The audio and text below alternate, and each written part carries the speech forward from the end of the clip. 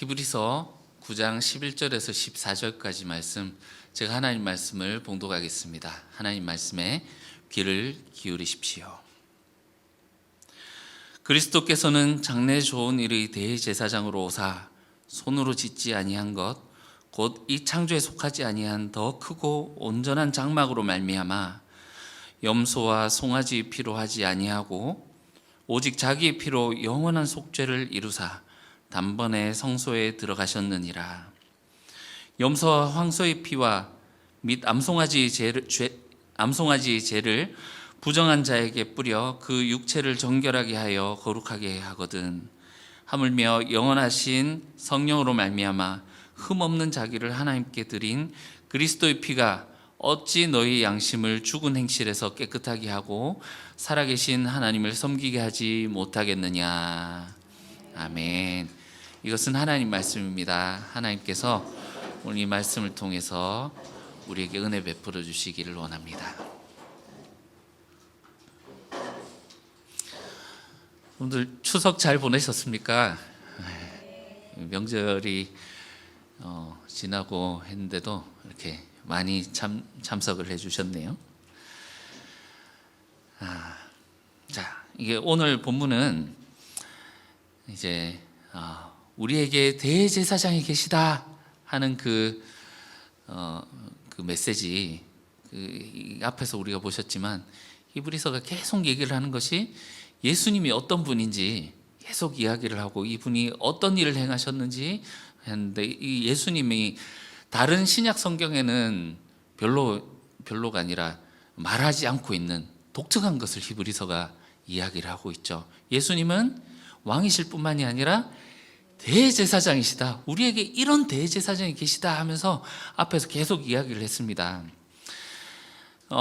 대제사장이 하는 일이 무엇입니까? 제사장이 하는 일이란 백성과 하나님 사이에서 중재하는 일을 하는 거죠. 하나님의 말씀을 백성에게 전달하기도 하고 백성의 죄를 가지고 하나님 앞에 가서 아뢰기도 하고 합니다. 우리 지난주에 옛 언약과 새 언약 가운데 옛 언약에 속한 옛 제사, 그리고 그 장막과 거기서 일어나는 그 제사에 대해서 우리가 봤었습니다. 그리고 또 우리 그 앞에서는 거기서 일하는 대제사장과 제사장들이 얼마나 한계가 있는 자들인지 그것에 대해서도 우리가 살펴봤죠. 특히나 이제 지난주에 보셨던 이 땅에 있었던 장막, 첫 장막에 가지고 있던 명백한 한계를 우리가 보셨죠. 한계가 뭐였습니까? 하나님께로 나아갈 수 없더라. 하나님께 9장 8절에 나오죠. 성소로 가는 길이 아직은 드러나지 않았더라. 보셨지 않습니까? 오늘 이 11절에는 9장 11절에는 그냥 그리스도께서는 하면서 우리 성경에 이렇게 나오는데, 다른 번역들 보시면 but 하면서 이렇게 나옵니다. 그러나, 그러나 무슨 의미입니까? 앞에서 나왔던 이 첫 언약의 옛 성소, 옛 장막, 그것과 대조되는 이 예수님이 제사와 예수님이 드리신 이 제사의 확연한 이 대조, 너무나도 우월한, 그냥 동등한 의미에서 대조가 아니라 더 크고 더 완벽한 이런 예수님의 제사, 이것을 오늘 이제 보게 될 것입니다. 지난주에 9장 10절에 보시면 옛 언약에 속한 이 제사가 깨끗하게 하는 것이 먹고 마시는 것과 여러 가지 씻는 것에 육체의 예법일 뿐이며 개혁할 때까지 맡겨둔 것이라 이렇게 했는데, 이게 원어를 보시면 형태를 바꾸는, 하나님께서 이 모습을 완전히 바꾸어서 새 언약을 맺게 하는 그날까지 이걸 그냥 맡겨둔 것이다 이렇게 했는데, 이제 그러나 하니까 이제 개혁의 때가 시작되었구나 하는 것을 우리가 느낄 수 있겠죠. 11절 12절 다시 한번 읽어보겠습니다. 그리스도께서는 장래 좋은 일에 대제사장으로 오사. 자, 이제 그리스도께서 행하신 일이 나오는데, 손으로 짓지 아니한 것 곧 창조에 속하지 아니한 더 크고, 여기서 크다는 게 규모가 크다는 게 아니라, 여기서 이제 히브리에서 크다 이렇게 하는 거는 하나님과 관련된 위대하고 막 어마어마한 이거를 얘기를 하는 거예요. 더 위대하고 더 완전한 장막으로 말미암아서 염소와 송아지의 피로 하지 아니하고 오직 자기의 피로 영원한 속죄를 이루사 단번에 성소로 들어가셨느니라. 자, 이거를 우리가 이렇게 쭉 놓고 보니까 조금 파악하기가 어려울 수 있어요. 조금 쉽게 보기 위해서 여기 나오는 주어와 동사를 한번 가려내 보겠습니다. 여기서 주어는 그리스도 맞죠? 그리스도. 이 그리스도께서 하신 일, 동사 크게 세 개를, 주동사, 핵심 동사 세 개를 꼽아보면, 그리스도께서는 오셔서, 그리고 12절 마지막 부분에 영원한 속죄를 이루사, 그리고 단번에 성소에 들어가셨다. 자, 세 가지 예수님이 하신 일, 동사로 봅시다. 첫 번째, 오셔서 이루시고 들어가셨다. 자, 여러분, 예수님이 어떤 분이신지 우리가 많이 들어오고 다른 사람들에게 또 설명을 하기도 합니다. 여러분, 어떻게 설명을 하십니까? 근데 오늘 이제 이 히브리서가 이야기를 하고 있는 대제사장의 관점으로 설명을 할 때 이렇게 따라서 설명하시면 좋겠습니다. 예수님은 오셔서 이루시고 들어가신 분이시다. 다시요. 예수님은 오셔서 이루시고 들어가셨다. 오늘 차근차근 살펴보실게요. 자, 오셨는데 어떤 분으로 오셨다? 예, 어디에 오셨는지는 우리 이미 앞에서 다 봤죠. 이 땅 가운데 인간의 모습을 입고 이 땅 가운데 오셨잖아요. 자, 대제사장으로 오셨는데 장차 좋은 일에 대제사장으로 오셨다 이렇게 나오는데, 이 장차라는 말이 두 가지로 번역이 됩니다. 장차, 앞으로 다가올 미래에 있을, 이렇게 해석을 하면 우리가 다가갈 목표인 그 하늘 본향, 그 좋은 것에 대제사장으로 오셨다 이렇게 해석이 되고, 이미 온 이렇게 해석이 되기도 합니다. 그러니까 이미 우리에게 온 좋은 일의 대제사장, 이거는 이제 우리가 보시겠지만 오셔서 이루시고 들어가신, 그래서 우리에게 주어진 혜택, 은혜, 우리에게 주어진 은혜, 이거 이미 온 이런 거예요. 두 가지 다를 놓칠 필요는 없습니다. 예수님께서 우리를 위해서 죄 용서, 속죄를 주시고, 우리가 예수님이 하늘 성소로 올라가신 것처럼 우리도 하늘 성소로 부르고 계신다. 이것을 주기 위한 대제사장, 그리고 장차 올 그 나라, 하나님 나라, 하늘 성소, 동시에 의미를 가지고 있다는 거죠. 자, 예수님이 대제사장으로 오셨습니다. 왜 오셨는가? 무엇을 하기 위해서? 이걸 이루기 위해서 오신 거죠. 자, 이루심에 대해서 보겠습니다. 그 뒤에 이어서 손으로 짓지 아니한 것 곧 이 창조에 속하지 아니한. 여러분, 어느 종교를 가도 섬기는 성전이 있고, 아니면 뭔가 뭐 이런 예배당이라든지 뭐 이런 데가 있죠. 손으로 짓지 아니한 것이 있습니까? 여러분 혹시 보셨습니까? 없잖아요. 모든 것이 다 손으로 지어져 있어요. 그런데 제가 이제 지금 저갓집에도 비가 새가지고 천정이 이제 시커멓게 다 죽었던데, 이 단독주택 관리하는 게 이렇게 힘든 일인지 참 요즘 얼마나 뼈저리게 뼈에 와닿게 그렇게 느끼고 있습니다.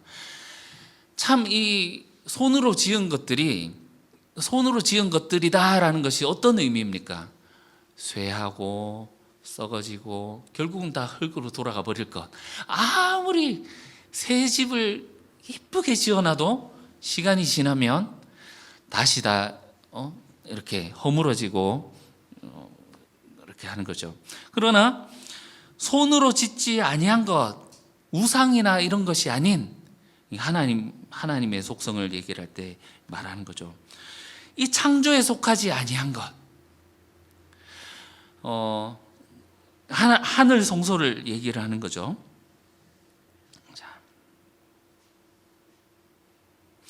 더 크고 온전한 장막으로 말미암아 예수님께서 이 제사를 지내시는데, 예수님이 지내신 제사는 이 땅에 있거나 창조에 속한 이 장막이 아닌 하늘 성소에 있는 하늘 장막, 참 장막에서 이거를 제사를 지내셨다라는 거죠. 12절, 염소와 송아지의 피로 하지. 자, 여기까지만 일단 보실게요. 예수님이 이 지내신 이 제사는 이 하늘 성소에서 지내신 것이다. 옛 언약에 속한 첫 번째 장막과 그리고 그것을 본따서 지은 성전, 이것의 한계는 명확했죠. 앞에서 보여줬지 않습니까? 제사장 자체의 한계도 있어요. 자기 죄가 있기 때문에 자기 죄를 위한 제사를 지냈어야 했다는 말이죠. 그런 제사 제도나 장막의 한계까지도 우리가 보았습니다. 지난주에 장막이 이렇게 생겼는데 우리가 하나님께로 직접 나아갈 수 있었느냐? 없더라 하는 것도 보았죠. 그것을 전해준 모세의 한계도 보았고, 그들을 이끌었던 여호수아의 한계도 우리 예전에 보았습니다. 우리에게 있는 이 대제사장이 지내신 제사는 어디에서 지내신 것이다?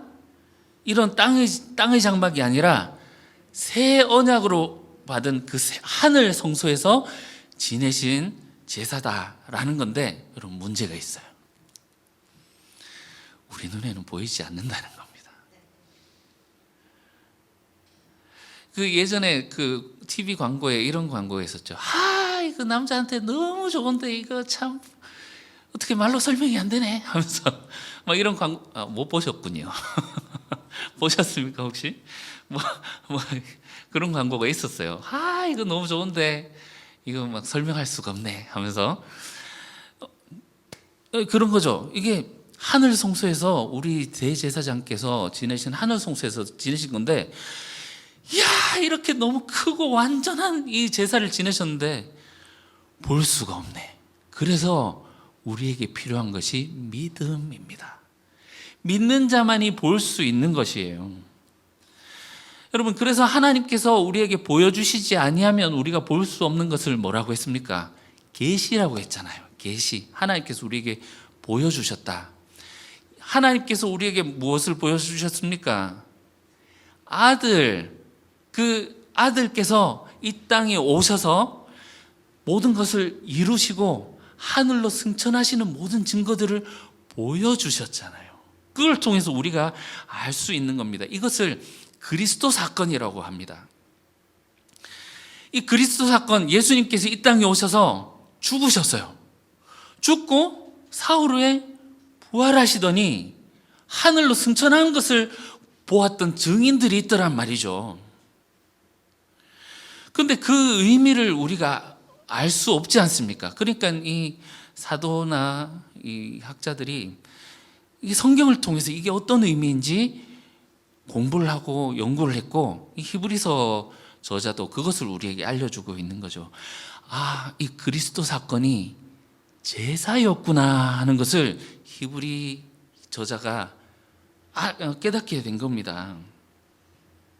이것이 자의적인 해석이 아니라 지금까지 성경을 통해서 우리에게 보여주었던, 증명했던 거지 않습니까? 예수님은 아들이시자 대제사장이시다.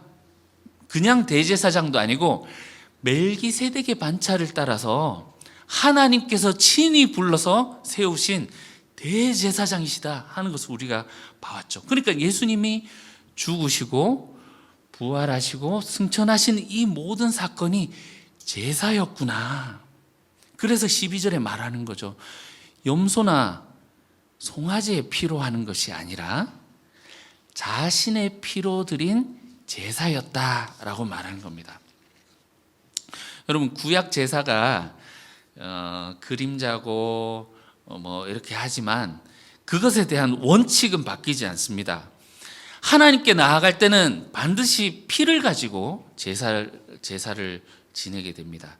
여러분, 피를 가지고 하는 제사, 이 피가 의미하는 것이 뭡니까? 생명이잖아요, 생명.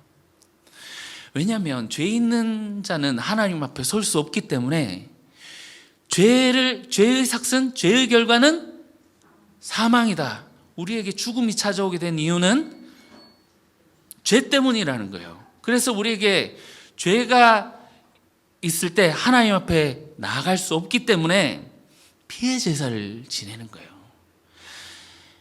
우리의 죄를 이 피의 제사라는 것은 이 짐승을 잡으면서 짐승이 죽을 때 내가 죽어지는 겁니다. 나의 죄를 이 짐승에게 전가하고, 그래서 대속물, 나를 대신해서 죄를 속해주는 대속물, 이 생명으로 말미암아 내가 죄 없이 하나님께 나아갈 수 있는 희생제물이라고 하지 않습니까? 이 짐승이 나를 대신해서 희생당하는 거잖아요. 하나님께 나아가기 위해서는 이 피가 없이는 되지 않는다. 하나님께 드리는 제사는 피의 제사다라는 그런 원칙이 있는 거예요. 여러분, 예수님이 십자가에서 죽으신 것은 희생제사로 죽으신 겁니다. 예수님이 인류의 죄를 짊어지고, 그 모든 죄를 짊어지고 대신 흘린 피로써 하나님께 나아갈 수 있는 제사를 드리신 그 장소가 바로 십자가였다라는 거죠.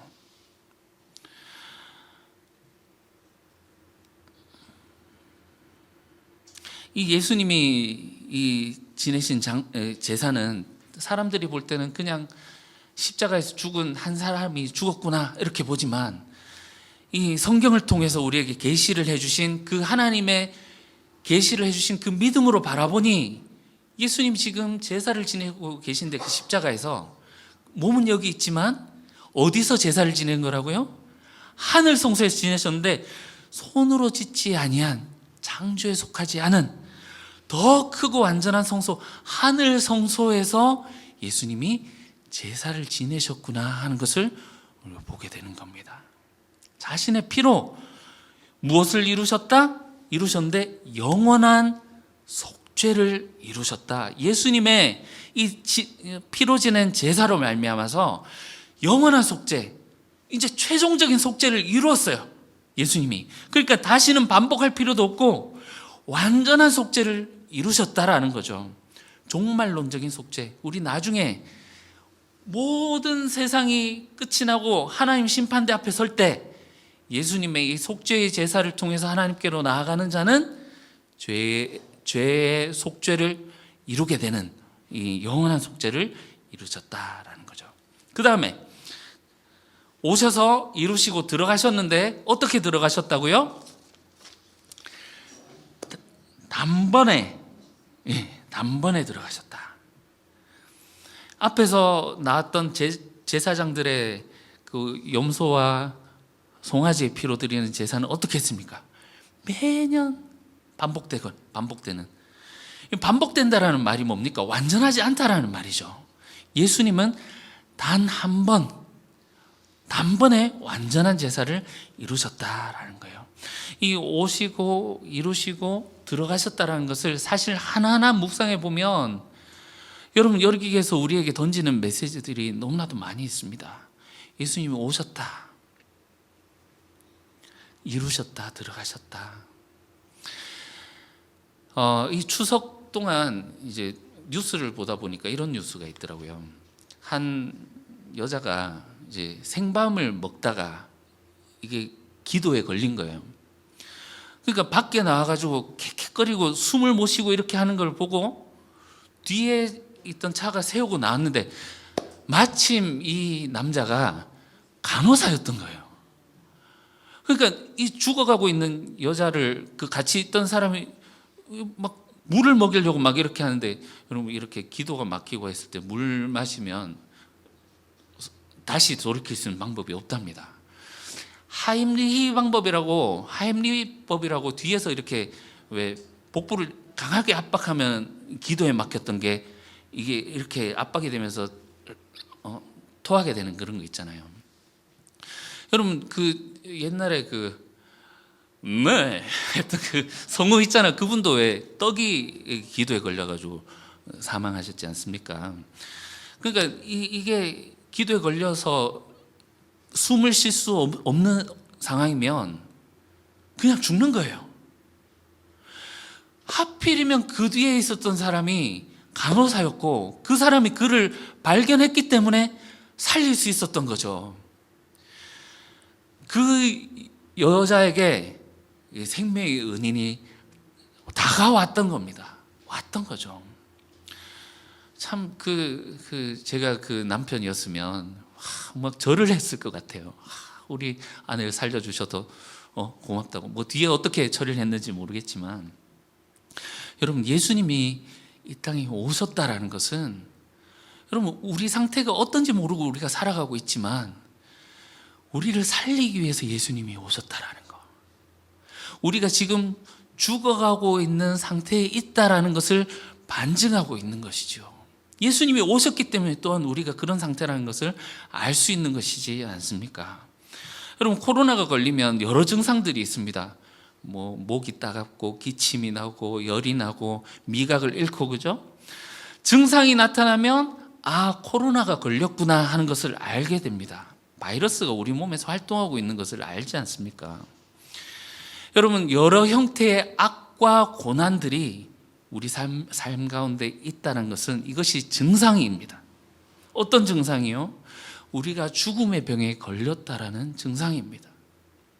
우리의 삶에서 악한 것들이 나오고 하는 어떤 그런 개인적인 것들도 물론 그렇지만 우리 사회나 국가나 전 세계를 보았을 때, 여러분 지금도 세계에서 일어나고 있는 전쟁과 기근과 박해와 어떤 그런 약탈과 자연 파괴와 오염수를 방출하고, 그죠?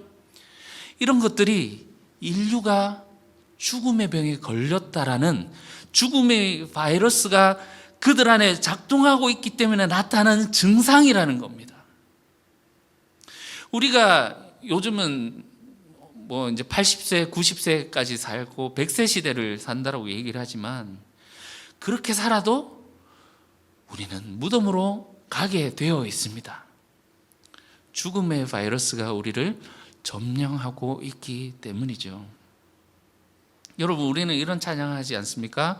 그들은 모두 주가 필요해 하면서 주의 사랑을 우리가 갖고 전해야 된다 하면서, 우리 알고 있는 자들은 하나님의 사랑을 그래서 그들에게 전하기 위해서 그렇게 애타는 마음을 가지지 않습니까? 여러분 우리가 이 세상을 살면서 우리가 무엇을 의지할 수 있습니까? 보험을 의지할 수 있습니까? 보험 들면 이제 주변의 가족들은 좋지만 나의 생명을 보장해 주는 것은 아니잖아요. 의사나 약을 의지할 수 있습니까? 생명을 조금 연장하게 할 수는 있지만, 조금은 건강하게 할 수 있지만 결과론적으로 모든 사람은 죽지 않습니까? 우리가 돈을 의지할 수 있습니까? 그렇지 않지 않습니까? 하나님이 우리에게 찾아오셨다라는 것은 이렇게 죽게 된 우리에게 생명을 주시기 위함이다. 우리를 살리시기 위함이다. 하나님의 은혜이고 이것이 진정한 우리에게 복이지 않습니까?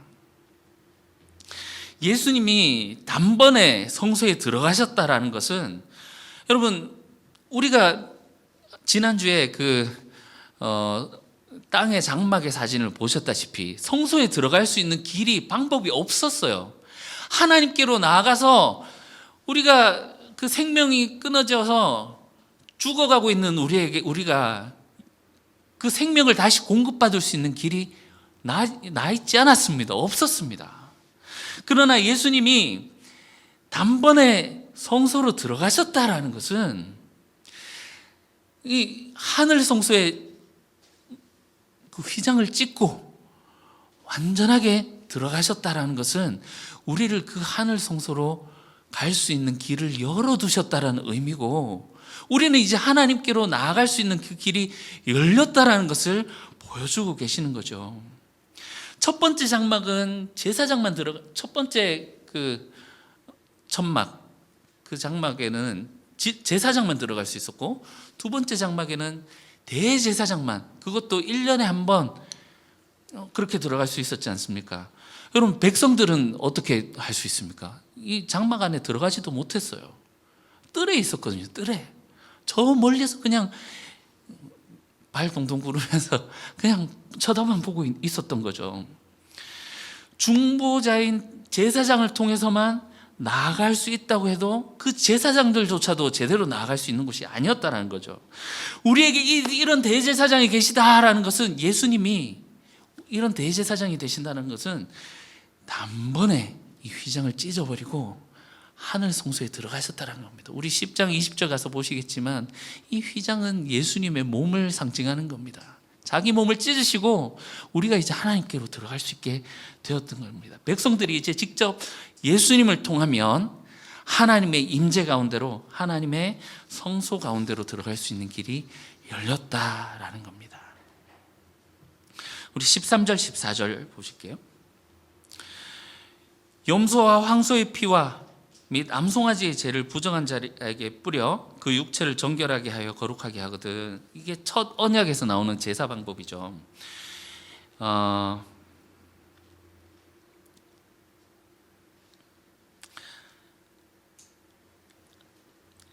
이게 속죄일에 매일 드리는 희생제사도 물론 얘기를 했었지만, 속죄일이, 대속죄일, 1년에 한 번 드리는 대속죄일이 되면 제사장은 백성들을 위해서 염소를 잡고요, 제사장들을 위해서 송아지를 잡습니다.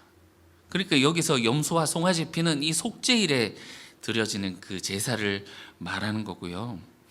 암송아지의 제라는 것은 민수기 19장에 나오는데, 일반적인 희생 제사가 끝나고 나면 그 암송아지를 이렇게 드리고 나서 까맣게 타서 제가 되잖아요. 그거를 물에 섞어 가지고 말하자면 이제 성수가 되는 거예요. 이거를 사람들한테 뿌리면 거룩하게 되는 거죠. 그러니까 이 옛 언약에 기반한 모든 제사 방법들을, 모든 정결례들을 얘기를 하는데, 이것의 한계는 분명하다라고 우리 지난주에 봤죠. 한계가 무엇이었습니까? 양심을 깨끗하게 할 수 없었다. 그런데 예수님이 지내신 이 제사는 어떠냐면, 자 14절, 하물며 영원하신 성령으로 말미암아 흠없는 자기를 드린 그리스도의 피. 자, 이런 짐승의 피, 염소, 황소 막 이런 짐승의 피가 아닌 그리스도의 피로, 여러분 이 피만 봐도 이게 레벨이 다르잖아요. 이 어느 피가 더 효과가 좋겠습니까? 그걸 보여주는 거죠. 자, 영원하신 성령으로라는 것은, 여러분 보통 제사 지낼 때 뭘로 합니까? 불로 태우죠. 그럼 갈멜산 거기서 엘리야하고 이렇게 전투라고 말해요. 영적 전투를 벌이는 그거 아시잖아요. 막 아침부터 막 바알과 아세라 선지자들 850명이 모여가지고 막 자해하고 막 피 막 하고 해도 안 되는데, 엘리야가 기도 한번 딱 하니까 어떻게 됩니까? 하늘에서, 이 땅에서 올라가는 게 아니라 하늘에서 불이 내려와서 그것을 살랐다. 하나님이 이걸 받으셨다라는 그 응답이죠. 여러분, 그래서 신약에는 이 성령과 불을 연결 지어 놓는 거예요. 예수님이 세례를 주시는데 세례요한이 얘기를 하죠. 나는 물로 세례를 주지만 내 뒤에 오시는 분은 불과 성령으로 주시리라, 이렇게 얘기를 하기도 하고, 오순절 마가다락방에서 성령이 임하실 때 불이 혀가 갈라지는 것 같이 불이 임하는 장면이 임하잖아요. 그러니까 이 불이 임한다라는 것은 하나님이 이것을 받으신다라는 거고, 성령으로 말미암아 예수님 제사가 받아졌다라는 것은 죽은 자들 가운데에서 살아나심, 이거를 의미하는 겁니다. 성령의 능력으로 하나님께서 예수님을 살리셨다라는 그것을 보고 하나님께서 이것을 받으신 제사였구나, 예수님이 자신의 피로 드린 제사였구나 하는 것을 알게 되는 거죠.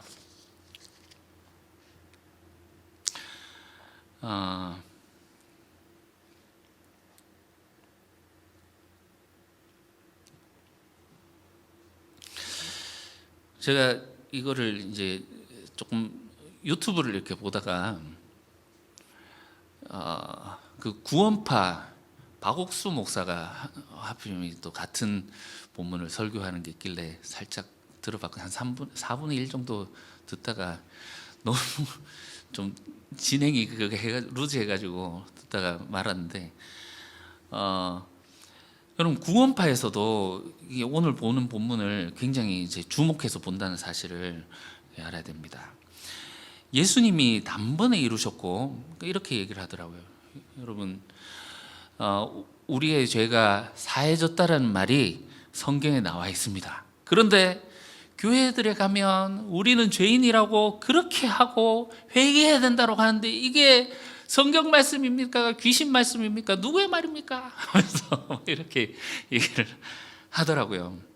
여러분, 사실 교회 그 구원파에서는 그렇게 얘기를 하지만 또 우리 입장에서 볼 때는 또 예수님의 보혈의 피로 우리의 모든 죄가 씻어졌다, 완전하게 됐다 하면서 구원받았다라고 하는 모습이 구원파하고 또 비슷한 면도 어느 정도 있단 말이에요. 여러분, 오늘 이 부분에 대해서 우리가 조금 명확하게 가지고 갈 수 있으면 좋겠습니다. 여러분, 이게 제사라 그랬잖아요. 제사인데, 자, 이런 모습을 한번 상상해 보십시오. 왜 새벽에 정한수 떠놓고 막 무당들이 막 정성을 올리고 하잖아요. 그때 막 목욕 제기를 하잖아요. 깨끗하게 씻고 가지 않습니까? 그런 것처럼 이 옛날 제사가 우리의 육신을 씻고 정결하게 하는 효과가 분명히 있다고 얘기는 하죠. 정결한 육체는 가졌지만 우리가 부정한 마음을 가지고 하나님께 나아간다면, 여러분, 하나님이 그 제사를 받으실까요? 그 제사는 하나님의 거룩함에 대한 모욕이라고 할 수가 있겠죠.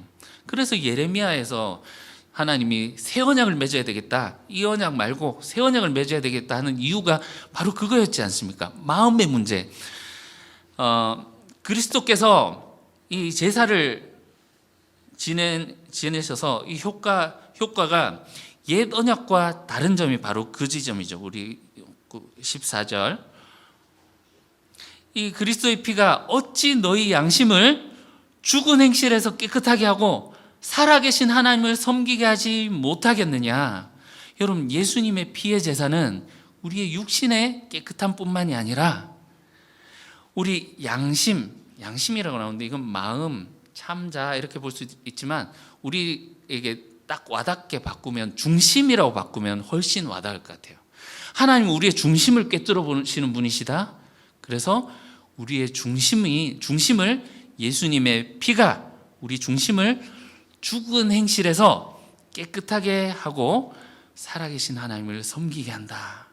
자, 예수님의 제사의 목적은 첫 번째, 우리의 양심을 깨끗하게 하는 데 있고요. 두 번째, 죽은 행실에서 깨끗하게 함에 있고, 마지막 세 번째로 살아계신 하나님을 섬기게 함에 있습니다. 여러분, 이 그리스도께서 지내신 이 제사가 앞에서 말한 이 구약의 제사와도 다르고, 또한 이 구원파가 말하는 이 그런 것과 다른 것이, 여러분, 이 예수님이 드리신 이 제사의 속성을 우리가 봐야 됩니다. 그냥 단순하게 예수님이 제물이 되셨고 흠이 없는 자기를 하나님께로 바치셨다, 그래서 하나님 받으셨다. 그냥 제사가 성공했다. 그냥 여기에 있는 것이 아닙니다. 자기 자신을 자, 여기 이제 우리 지난주에 보셨던 이 피를 가지고 나아가는데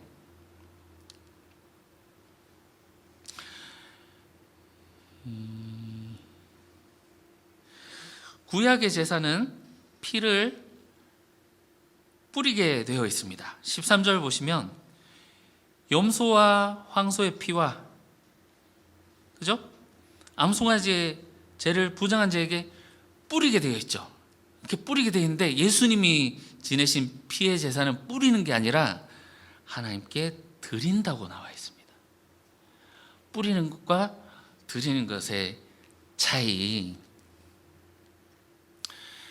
이 예수님이 드리신 이 제사는 피의 제사이긴 하지만 흠없는 자신을 제물로 하나님께 바치는 그 행위, 하나님께 드리는 그 순종적인 행위라는 것을 우리가 10장 5절에서 10절 가면 보게 될 것이에요.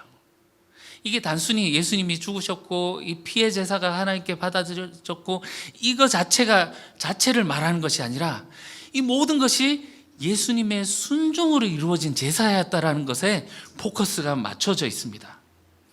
여러분 보세요. 짐승이나 양으로 드리는 이 짐승의 입장에서 그들이 바쳐지는 것이 수동적이죠.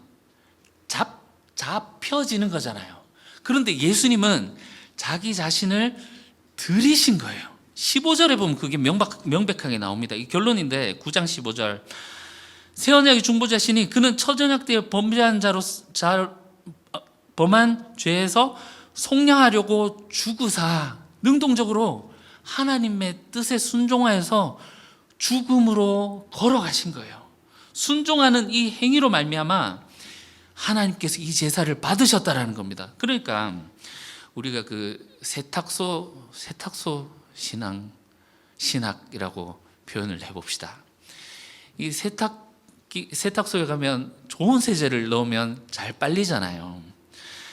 야, 예수의 피 효과 좋네 하면서 좋은 성분이 있어서 짐승의 피보다 더 좋은 성분을 가지고 있기 때문에 우리의 죄가 말끔하게 씻기는 하는 어떤 그런 것이 아니라 예수님의 전인적인 순종, 능동적인 하나님께로 나아가는 그 순종으로 인해서 하나님께서 이거를 받으셨다라는 것이 이 제사에 예수님이 드리신 제사에 담겨 있는 그 의미입니다. 완전한 순종이 완전한 속죄를 이룬다 라는 것을 우리가 놓쳐서는 안 되는 것입니다. 그러니까 구원파가 말하고 있는 것에서 그들이 빠지고 있는 함정이 이거에 있는 거죠. 완전한 순종이 완전한 속죄를 이룬다. 이것을 놓치고 있는 겁니다.